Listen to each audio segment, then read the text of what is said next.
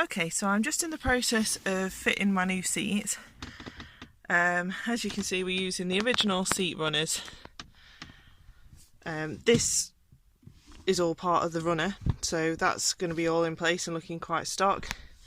These are what mount the seat, and they've bolted down nicely onto the original runners also, so that will all work nicely to put the seat wherever I fancy. And then I've got a little bit of adjustment here as well, so I can tip the seat as I wish. So that one's bolted down.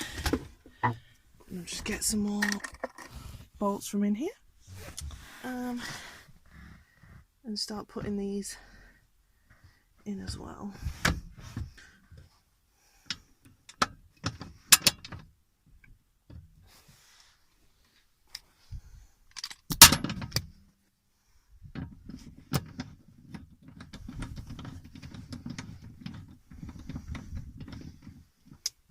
So I'll finish putting them in now.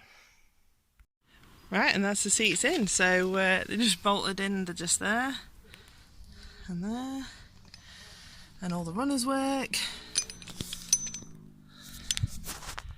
and they're looking pretty good. I've just had a little sit, and they are really, really comfortable.